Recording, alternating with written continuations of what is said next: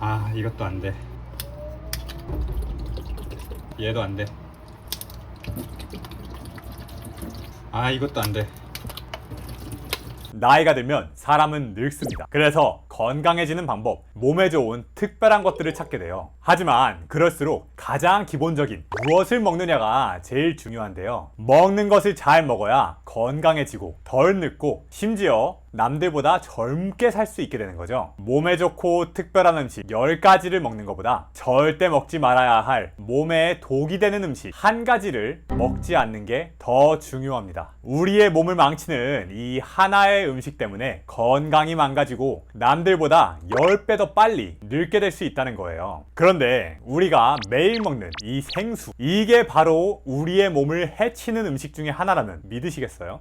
사실 뭐 담배, 술, 설탕, 정크푸드 이런 것들이 몸에 좋지 않다는 거는 우리 모두가 알고 있잖아요. 그래서 최대한 조심을 하려고 노력을 하게 돼요. 그런데 매일 먹는 생수가 몸에 안 좋다? 이것까지 신경 쓰는 사람은 잘 없다는 거죠. 그런데 문제는 뭐냐? 이 생수 안에 들어있는 미세한 플라스틱 조각들이 우리 몸에 흡수가 되고 이게 혈관을 타고 돌아 심지어 뇌 속의 뇌혈관까지 갈 수가 있다는 거예요. 그래서 노화를 촉진할 뿐만 아니라 암 발생 위험, 뇌졸중 위험, 동맥경화 이러한 무서운 병까지 불러올 수 있는 게 바로 이 생수 안에 든 미세 플라스틱입니다. 이 사람은 미국의 억만장자이자 자신의 몸을 18살로 되돌리기 위해 아들의 피까지 수혈을 받은 브라이언 존슨이라는 사람인데요. 매년 자기 몸을 젊게 만들기 위해 25억이라는 엄청난 돈을 쓰고 있는 괴짜예요. 근데 이 브라이언 존슨은 절대로 아무 물이나 마시지 않는다고 해요. 특히 이런 생수는 절대로 마시지 않는다고 해요. 그래서 오늘 영상에서는 생수 안에 미세 플라스틱이 왜 위험한지, 그리고 우리는 어떻게 이 위험을 피할 수 있는지까지 전부 말씀드려 보려고 합니다. 이번 영상에서는 방금 제가 말했던 브라이언 존슨이 자신이 유튜브에 올렸던 내용들과 미세 플라스틱에 대해서 이 세탁설 채널에서 이광렬 교수님이 말씀하셨던 내용들이 있어요. 이 영상이 100만 조회수가 넘었었는데요. 이런 영상들의 내용을 참고하고 제가 추가적인 자료조사와 저의 경험들과 실행담을 덧붙여서 영상을 만들어 봤어요. 그러니까 영상 꼭 끝까지 봐주세요. 자, 일단 놀라운 사실 하나 알려드릴게요. 이 생수 안에 미세 플라스틱이 많다고 했잖아요. 그러면 얼마나 많은 걸까요? 우리가 수돗물과 생수를 비교를 해봤더니 수돗물보다 생수 안에 들어있는 미세 플라스틱이 무려 60배가 더 많다고 합니다. 60배가요. 이게 2024년에 콜롬비아 대학교에서 했던 연구인데요. 이 페트병 생수 1리터 안에는 평균적으로 24만 조각의 미세 플라스틱과 나노 플라스틱들이 들어있어요. 그러니까 우리가 페트병 생수를 보통 좋은 물이라고 막 수돗물 대신에 쓰잖아요. 그러면은 1리터 쓸 때마다 24만 개의 미세한 플라스틱 조각들이 우리 몸 안으로 타고 들어오는 거예요. 내 식도를 타고 내 위를 타고 흡수가 돼서 특히나 나노 플라스틱이라고 부르는 엄청나게 쬐끄만 입자들은 우리 혈관 속으로까지 침투할 수가 있어요. 흡수가 돼요. 이게 혈관을 타고 내 몸을 돌아다닌다는 거예요. 그러다 뇌까지 갈 수가 있다는 거예요. 근데 반면에 수돗물 안에는 몇 개가 들어있냐? 1리터에 4,000개가 들어있습니다. 4,000개 vs 24만 개, 60배의 차이라는 거예요. 근데 도대체 왜 이렇게 이 페트병 생수 안에 미세 플라스틱이 많은 걸까요? 심지어 우리가 보통 더럽다고 생각하고 약간 좀 비위생적이라 생각하는 수돗물보다 더 많은 걸까요? 이 페트병의 주재료는 PET, 그래서 이제 페트죠, 플라스틱. 이거 같은 경우에는 일단 뭐 이렇게 뚜껑을 열고 닫을 때 이 마찰로 인해서 미세한 플라스틱 조각이 안으로 들어가기도 하고요. 우리가 이렇게 쥘 때도 살짝씩 이렇게 구겨지잖아요. 이때마다 살짝씩 균열이 생기면서 미세한 플라스틱 조각이 물 안으로 들어가기도 해요. 그뿐만 아니에요. 이게 햇볕에서 특히 창고 같은 데서나 아니면 뭐 보관을 할 때 햇볕에 장시간 노출이 되게 되잖아요. 그럴 경우에도 이 햇볕의 작용에 의해서 플라스틱 입자들이 쬐끄맣게 조금씩 물속으로 분해가 돼서 녹아들 수가 있다는 거예요. 그러다 보니까 이 수돗물에 비해서 미세 플라스틱이 훨씬 더 많게 된다는 거죠. 이게 이뿐만 아니라 뭐 관련된 연구 결과가 굉장히 많아요. 2023년에 미국 화학협회에서 연구한 결과에 따르면요, 이 플라스틱 용기에 뚜껑을 여닫을 때마다 미세한 플라스틱 조각들이 물속으로 들어가더라, 그거를 확인할 수 있었다라는 연구 결과가 또 있었다는 거예요.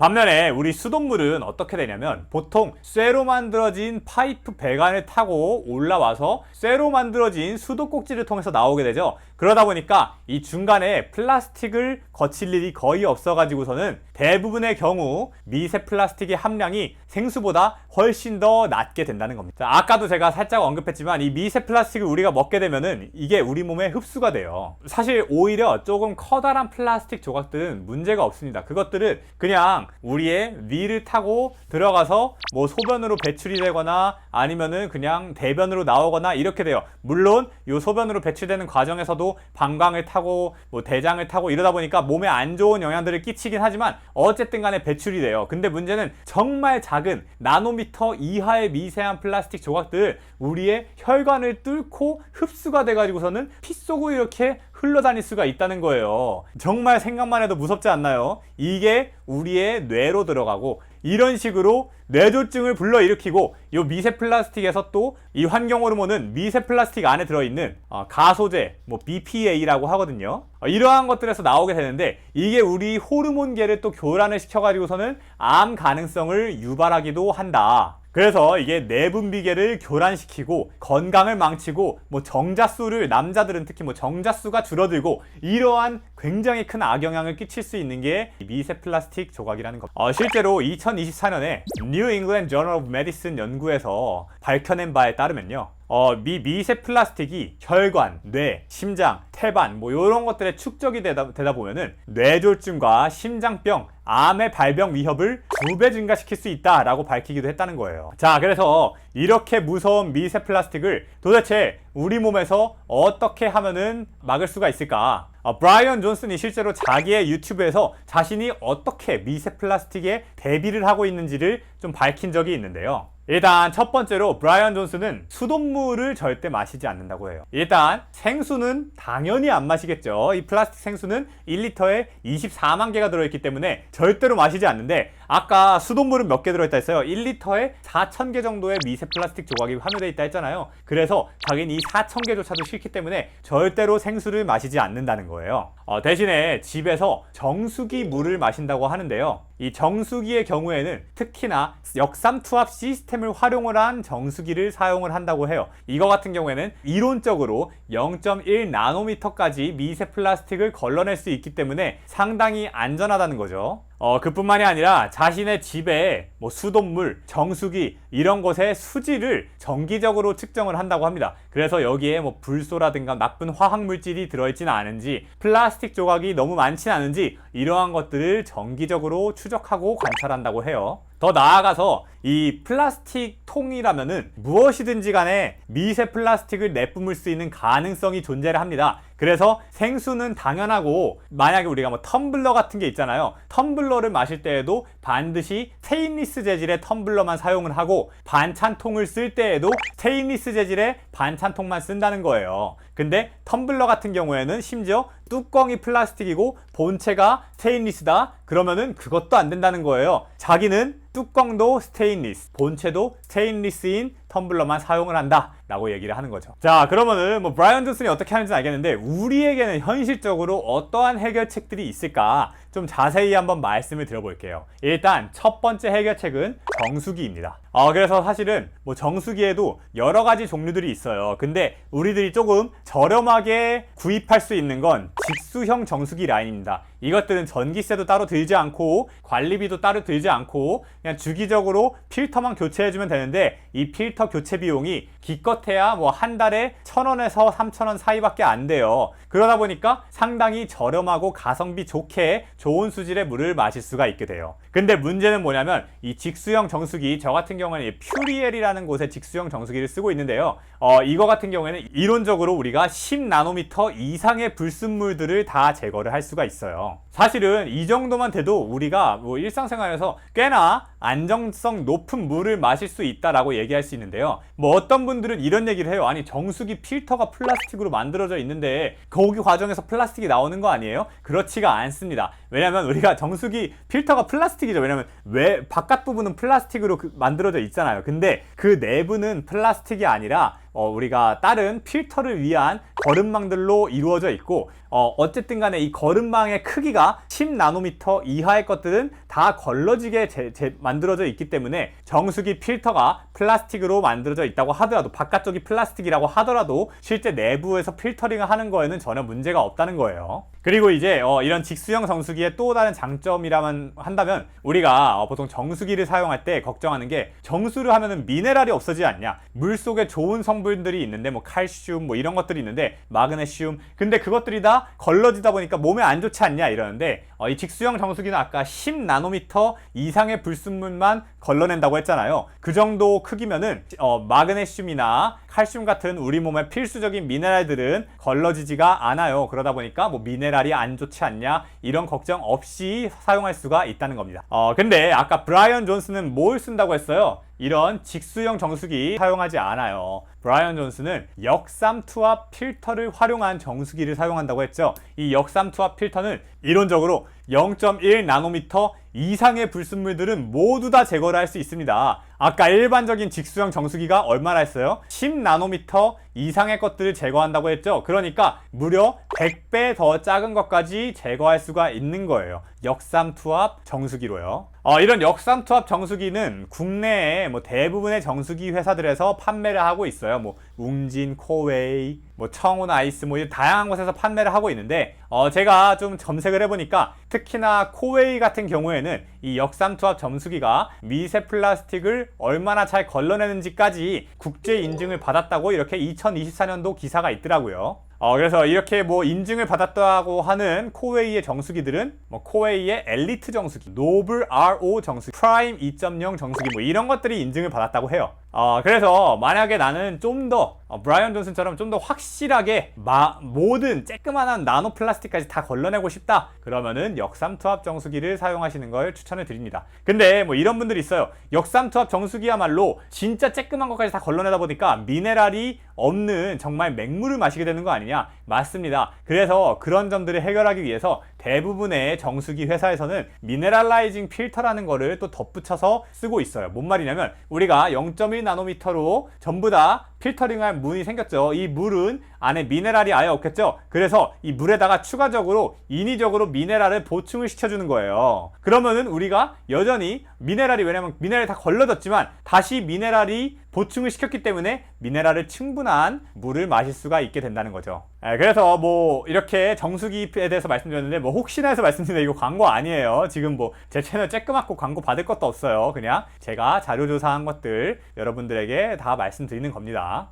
자, 그리고 이제 두 번째로 우리가 일상생활에서 할 수 있는 건 뭐냐? 플라스틱을 제거하는 겁니다. 우리 뭐 그 주방에 특히 플라스틱 용품들이 많아요. 저 같은 경우에도 옛날에 반찬통들이 대부분 다 플라스틱 반찬통이었어요. 다 버렸습니다. 이런 플라스틱 용기에 뭐 뜨거운 음식이 들어가고 기름진 음식이 닿으면 이 플라스틱들이 미세하게 녹아가지고서는 음식물 속으로 들어갈 가능성이 생겨요.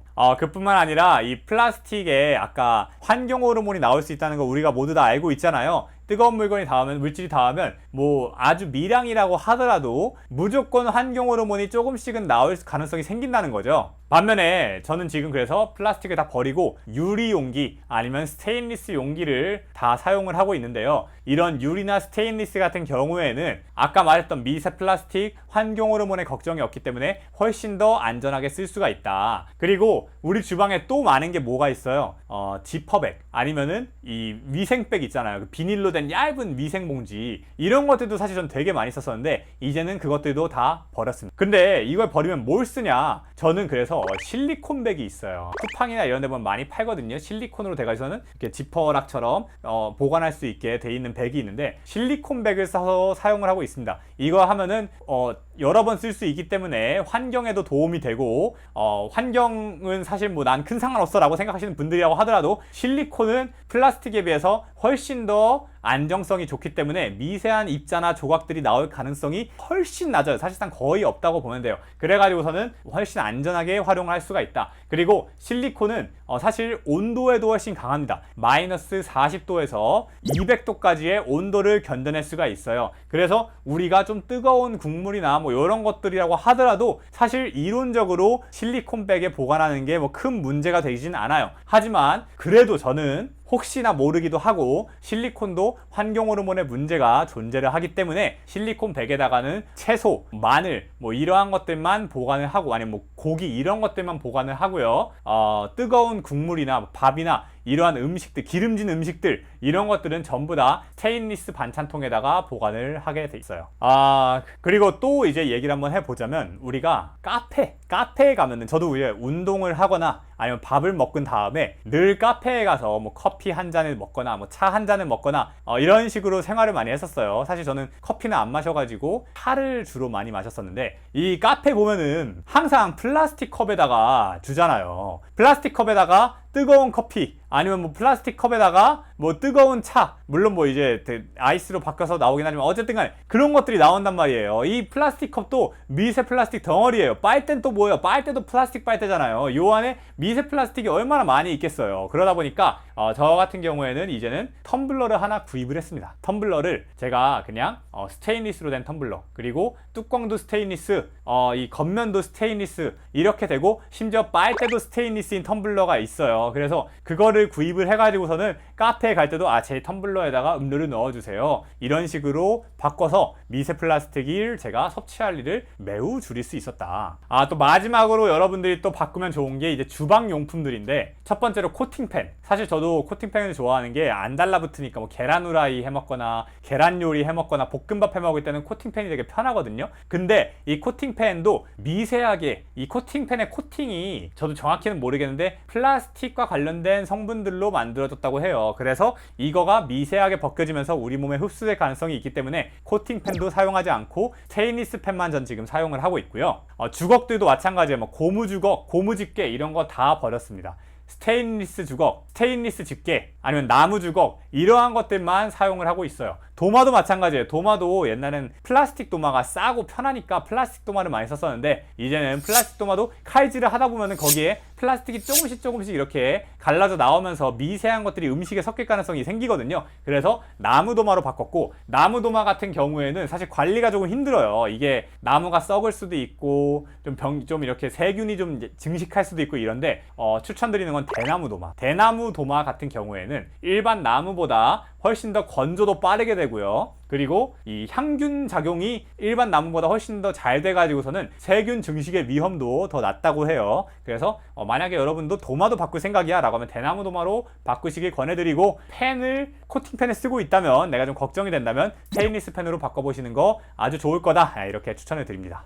그리고 마지막으로 뭐 이런 분들도 있을 수 있어요. 내가 뭐 당장에 정수기를 설치할 여력이 안 돼, 아니면은 난 뭐가 됐든 정수기는 찜찜해, 뭐 이런 사정들이 있어서 정수기 설치 못해, 이런 상황이면은 물을 끓여 먹는 것도 좋은 옵션이 될 수 있어요.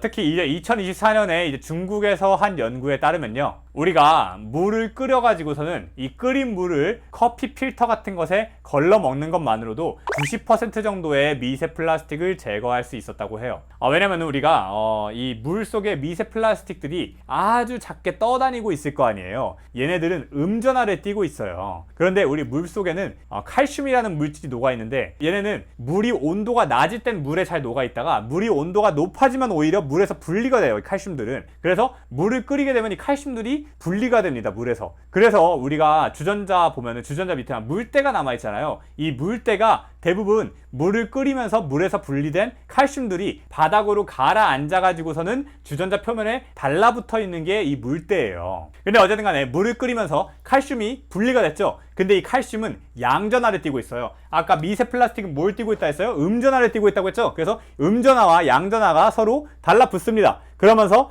커다래져요. 커다래지니까 어떻게 돼요? 우리가 미세하지 않게 되죠. 그래서 커피 필터에 이렇게 내리면은 훨씬 더 이 커다래진 덩어리들이 잘 걸러질 수가 있다는 거예요. 그래서 이런 식으로 물을 끓여서 커피 필터에 걸러 마시면은 조금 더 미세 플라스틱을 많이 제거할 수 있다. 하지만 이거는 뭐 진짜 뭔가 사정이 있어가지고 정수기를 못 쓰시는 분들은 이렇게 하면 될 텐데, 웬만하면 그냥 정수기 쓰시는 게 훨씬 편하겠죠. 이거 어느 세월에 물 끓이고 막 거르고 이러고 있으니까. 그래서 오늘 영상에서는 제가 이 미세 플라스틱에 대해서 한번 다뤄봤어요. 사실은 이 건강이라는 주제는 참 재밌는 것 같아요. 제가 항상 건강에 대해서 얘기할 때 얘기하는 게 제일 중요한 건 뭐다? 수면이다. 잠을 잘 자는 게 제일 중요하다. 그 다음으로 중요한 게 식사다. 좋은 걸 먹는 게 중요하다. 마지막으로 또 운동이 중요하다. 규칙적으로 꾸준히 운동하는 게 중요하다라고 얘기를 해요. 근데 사실은 이게 은근히 어려워요. 생각해보세요. 잠자려고 누웠어. 근데 넷플릭스 좀 보고 싶어. 그러다 보면은 새벽 막 2시가 돼. 그리고 친구들이랑 한번 놀러 갔어. 그러면은 술 마시다 보면 새벽 2시가 돼. 우리가 그래서 사실은 뭐 잠 잘 자기, 술 안 먹기, 담배 끊기, 좋은 음식 먹기, 이런 것, 꾸준히 운동하기, 이런 거는 의지력이 많이 필요해요. 너무 힘들어요. 근데 제가 이 미세 플라스틱에 대한 얘기를 듣고 제 삶을 바로 싸그리 바꿨거든요. 그 이유가 뭐냐면 이건 너무 쉬워. 그냥 돈만 쓰면 돼요. 하나도 안 어렵잖아요. 그냥 생수 안 쓰고 그냥 정수기 하나 사면 돼. 돈만 쓰면 돼. 그리고 내가 그냥 지퍼백 살 거 그냥 내가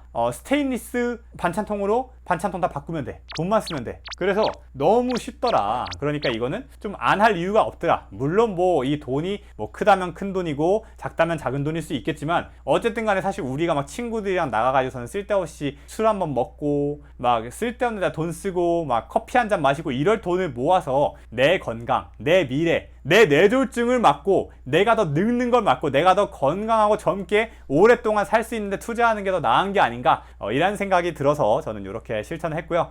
오늘 영상에서는 뭐 제가 미세 플라스틱 관련해서 어떤 공부를 했고 또 어떻게 해결책들을 찾았는지, 여러분들은 또 어떻게 하면 좋을지에 대해서 한번 다뤄봤어요. 그래서 오늘 영상이 마음에 들었으면 구독과 좋아요, 알람 설정까지 눌러주시고요. 제가 채널이 되게 쬐끔해요. 그래서 솔직히 말하면 여러분들의 이 좋아요, 알람 이런 게 되게 큰 힘이 됩니다. 만약에 막 좋아요나 이런 게 없으면은 저도 이제 의욕이 어쩔 수 없이 떨어지게 되니까, 그러면은 영상을 제작하기가 점점 더 힘들어질 수도 있고, 그러면 사실 여러분들이랑 이렇게 소통하고 만날 기회가 줄어드니까 저도 너무 슬플 거 아니에요. 여러분들도 만약에 오늘 영상 내용이 마음에 들었으면은 제가 좀 더 힘을 낼 수 있게 구독과 좋아요 한번 부탁드린다는 말씀 다시 한번 드리면서 오늘 영상 이렇게 마무리하겠습니다. 끝까지 봐주셔서 정말 감사하고요. 다음에 또 뵐게요. 감사합니다.